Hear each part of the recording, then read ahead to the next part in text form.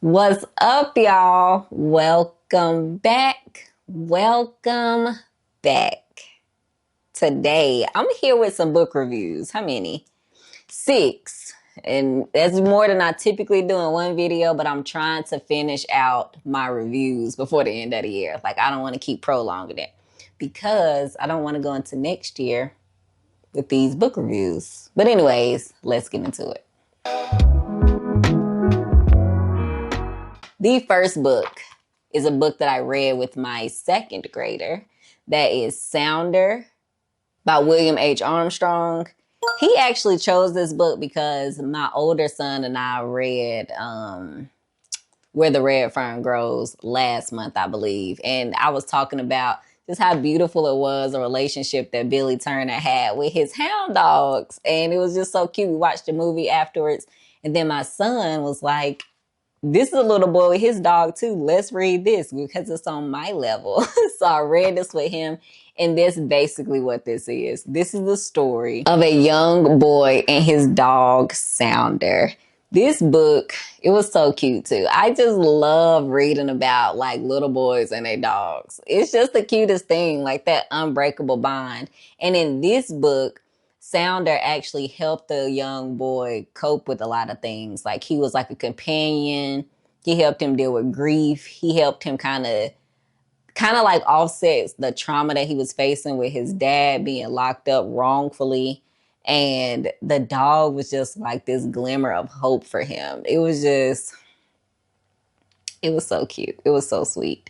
Yeah, so you got to see him with his dog Sounder. You got to see the dynamics between a black family dealing with injustice and so much other stuff during this time. While reading this, I did have to like explain a few things to my son who's 7.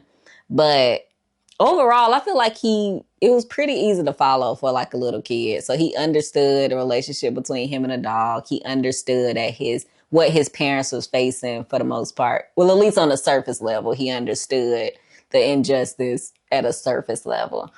What he didn't get though, there was a part where he goes to visit his dad in jail and his dad told him like, don't come back. And so my son was just kind of like, why would he tell him that?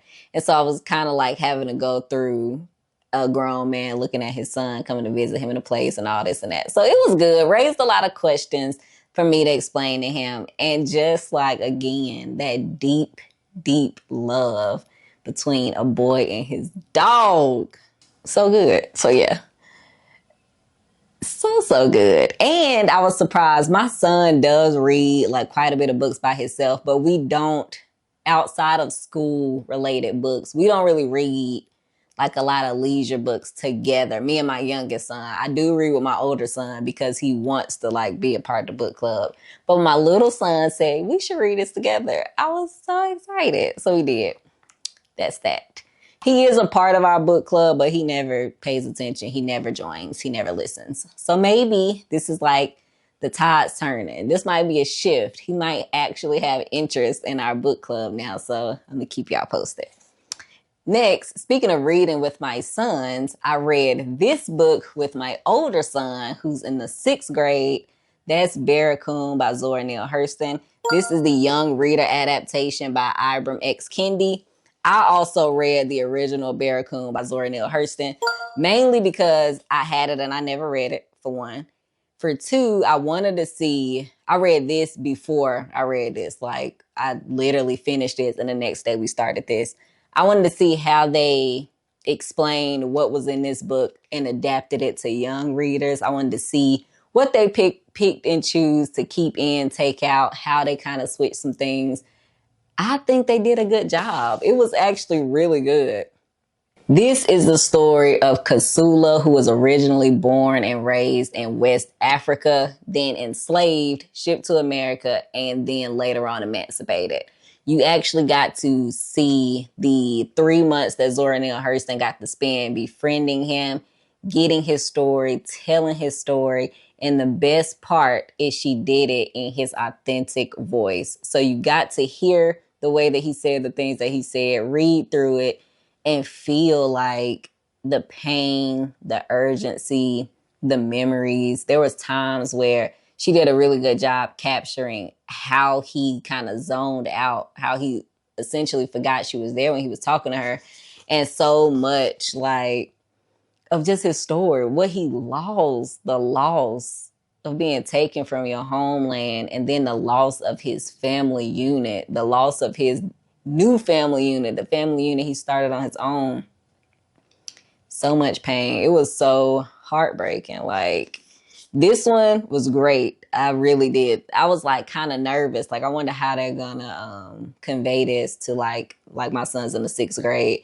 He's in the 6th grade, but he reads above a 6th grade level. But I still feel like any 6th grader can read this. And then Barracoon, like the original adult version. It's just the story of the last black cargo. It's just so emotional and painful and hurtful, you know? Oh, just so, yeah. Let me see. The good part about this one, so that's Kudja. If y'all can see that, hopefully you can. But then there's a lot of artwork in this too. Like, you got to see the ship. There's more. There's a lot in here.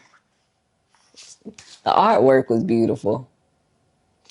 Painful. It definitely helped tell the story. I thank God I alive today. I got nobody. My goodness, bro. He had saved 2 peaches, the last he had found on his tree for me.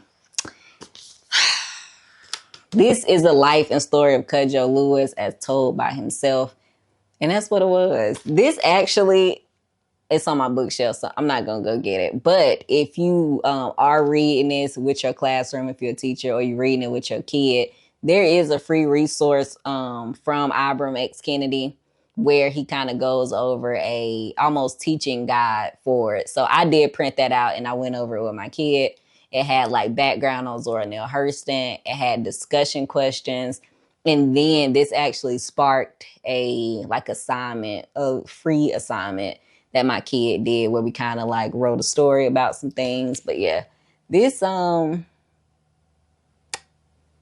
a lot. It's painful to think about. And there was some controversy too that was explained, not in this, but it was explained in the adult version. The controversy surrounding Zora Neale Hurston actually putting that story out was very interesting too. I didn't know. Okay, this is kind of going quick. We halfway through, mainly because book 2 and 3 were combined. That was Barracoon. But let's see what we're doing next. I'm going to do these in the order that I read them. The next one is The Door by Magda Szabo. Let's see if we can get that in there. Okay, this was interesting. Never read a book by this author. The premise sounded really interesting, and I want to tell you like why I picked it up, mainly because I actually read a spoiler somewhere and the spoiler made me pick up the book. I'm not going to share it here because people don't like spoilers, but sometimes I like spoilers. Anyways, I read a spoiler and I was like, ooh, I'm going to read that. It was worth it. This book is a translated work. Where is it originally? Translated from Hungarian. So it's a Hungarian text and it's set in Hungary as well. This book is about 1, accepting people for who they are. 2, unlikely friendships. 3, the relationship, like the complexity of relationships and how trust is built over time, how trust can be broken as well. It's about finding yourself and finding your rhythm and how you value somebody based on what they do or don't do. It's so good. So first you start off with a main character who is almost reminiscent about what happened between her and essentially her housekeeper. The main character and her husband are both writers and they need help around the house. Okay, so they think that they're going to hire this lady whose name is Emerency. So they set out to hire a housekeeper and come across this older lady named Emerency.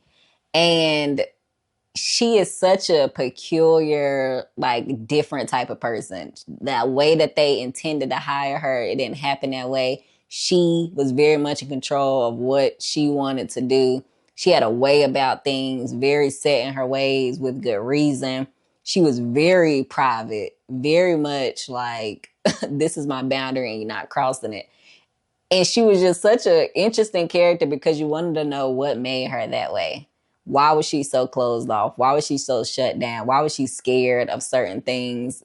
Why could nobody come into her house? Because nobody could come behind the door of her house.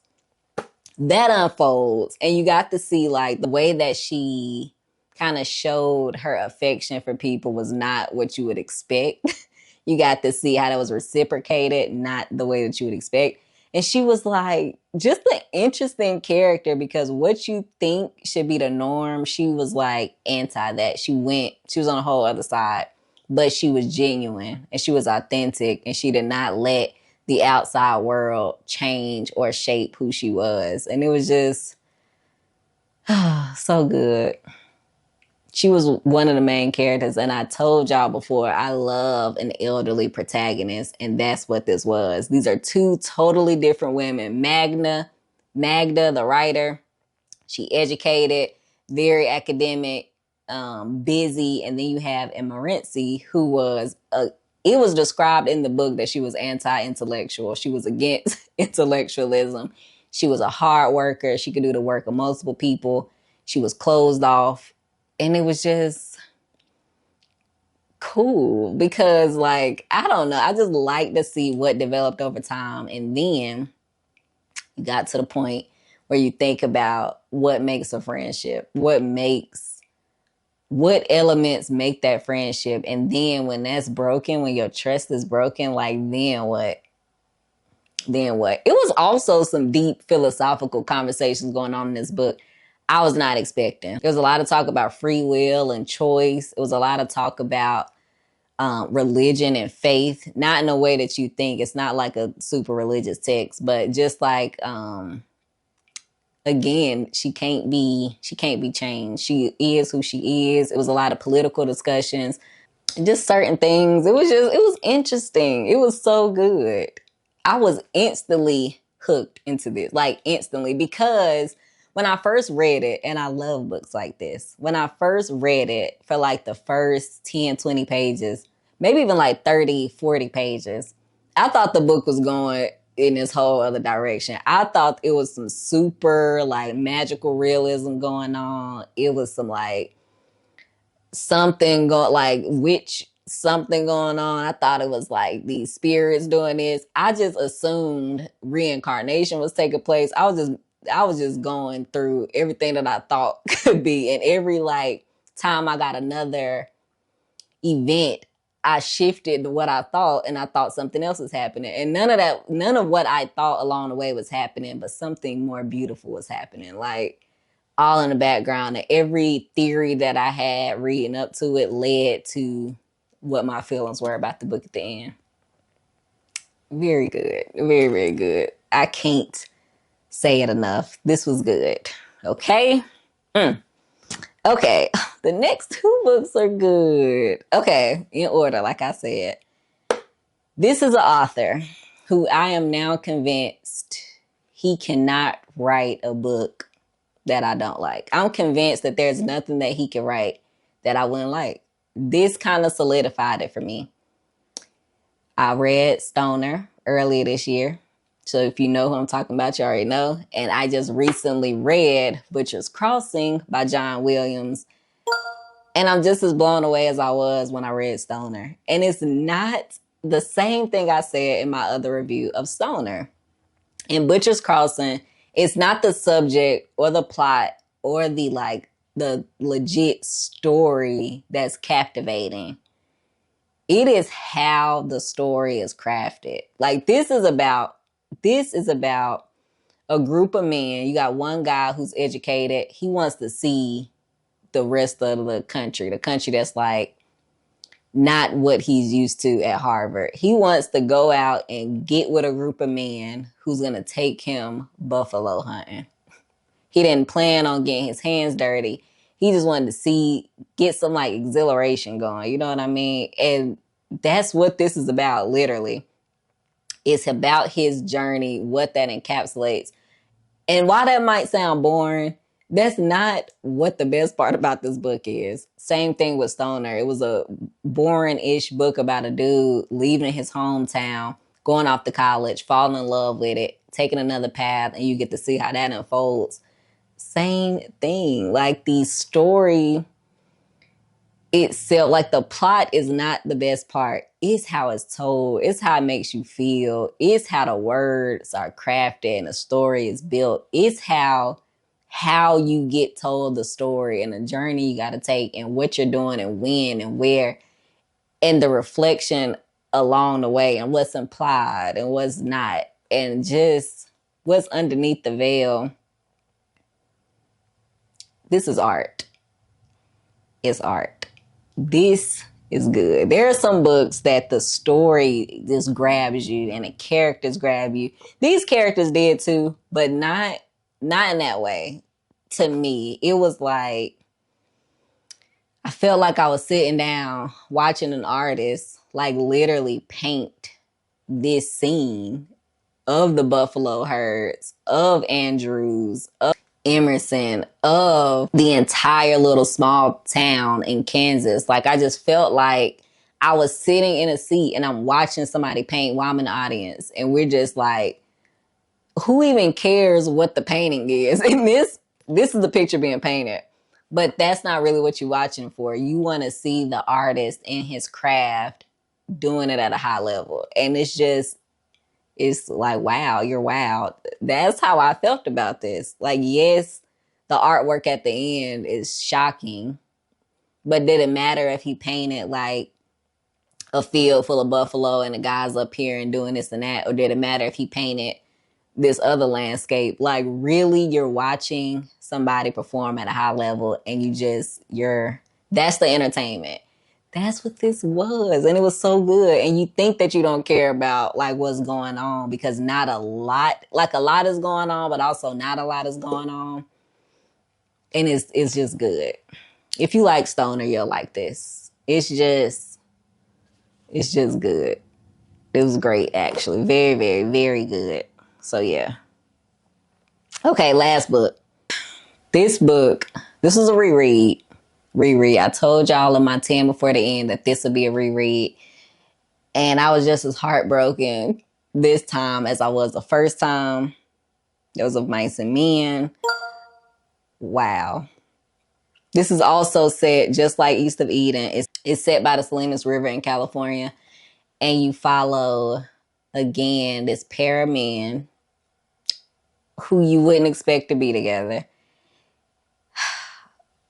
George and Lenny have this relationship that is very complex. Not to Lenny, it's not complex, but to George it is, because he's with a person who he feels like is a gift and a burden at the same time. He feels responsible for and kind of guilty that he's responsible for at the same time, because Lenny is this intellectually challenged man who is stronger than he knows. He'll do anything that George wants him to do, and he doesn't realize his own strength. And it's a short book. What I say, 102 pages? Let me see. Hold on. Yeah, 103. But it's so heartbreaking. It's so heartbreaking. I feel like I can't even give you like a legit. What I told you is pretty much all I can say. They work together, George and Lenny, and you just get to see like this series of events unfold, and it broke my heart. If you read this and it didn't break your heart, let me know what you think.